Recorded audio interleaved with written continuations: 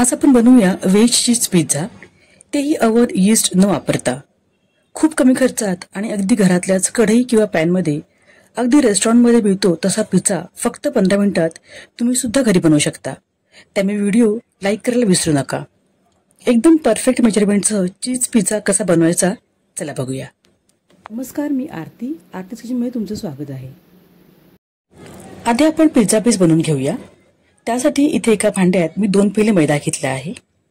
त्यात घालूया चवीनुसार मीठ, 1 चमचा बेकिंग पावडर, अर्धा चमचा सोडा, 1 चमचा पिठी साखर. पिठी साखरेमुळे पिझ्झा बेसला छान रंग येतो.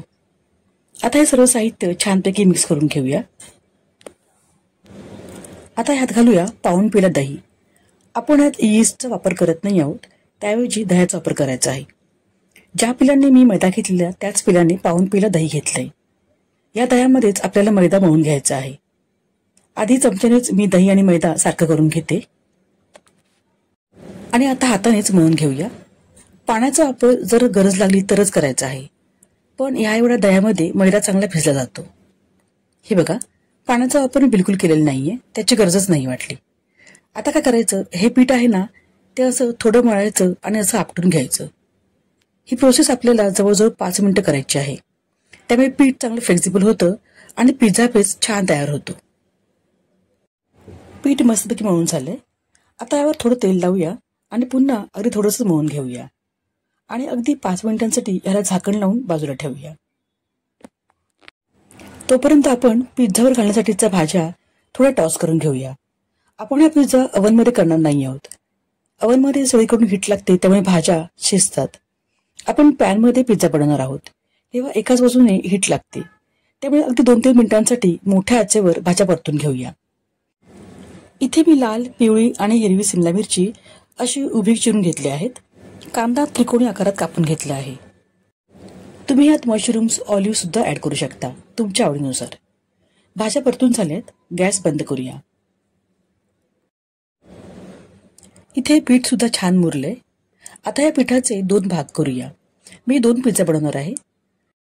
मैद्याच्या पिठाचा छान गोळा बनवून घेऊया. आता पोळपाटावर थोडा मैदा पसरून घेऊया आणि त्यावर हा गोळा ठेवून आधी असा हातानेच थोडा परतवून घेऊया.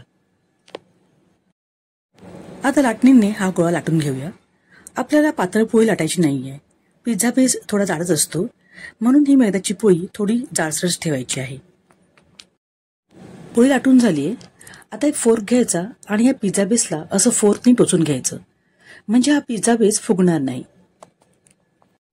गॅसवर तवा गरम करत ठेवला आहे. थोडं तेल लावून तवा ग्रीसिंग करून घेऊया आणि हा लाटलेला पिझ्झा बेस या तव्यावर घालूया आणि एका बाजूने हा बेस चांगला शेकून घेऊया. तव्यावर बनवतोय त्यामुळे दोन्ही बाजूने शेकला जाणार नाही.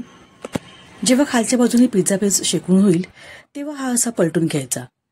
वा, तुम्ही बघू शकता पिझ्झा बेस मस्तपैकी शेकला गेला आहे. या स्टेजला गॅस बंद करायचा. आता या पिझ्झा बेसला थोडंसं तेल लावून घेऊया, म्हणजे आपण जो पिझ्झा सॉस यावर लावणार आहोत तो या बेसमध्ये आत मुरणार नाही आणि पिझ्झा नरम पडणार नाही. आता वर घालूया पिझ्झा सॉस किंवा पिझ्झा स्प्रेड. पूर्ण पिझ्झा बेसवर नीट पसरून घेऊया. आता यावर परतून घेतलेल्या भाज्या घालूया.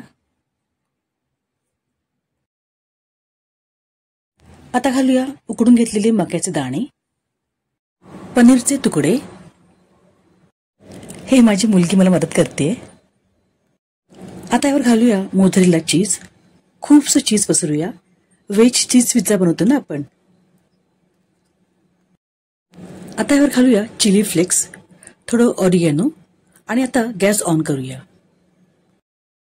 आणि आता यावर झाकण ठेवून 10 मिनिटांसाठी हा पिझ्झा बेक करून घेऊया, म्हणजे मंद आचेवर सगळीकडून छानपैकी भाजला जाईल. आणि 10 मिनिटांनी हे बघा, अमेझिंग! वाव, तुम्ही बघू शकता आपला चीज पिझ्झा किती यम्मी आणि टेम्पटिंग दिसतोय ते. मुलांना तर हा पिझ्झा कधी कट करतोय आणि खातोय असं झालंय. कशी वाटली तुम्हाला माझ्या वेज चीज पिझ्झाची रेसिपी? व्हिडिओ आवडल्यास नक्की लाईक आणि शेअर करा. पुन्हा भेटूया. धन्यवाद.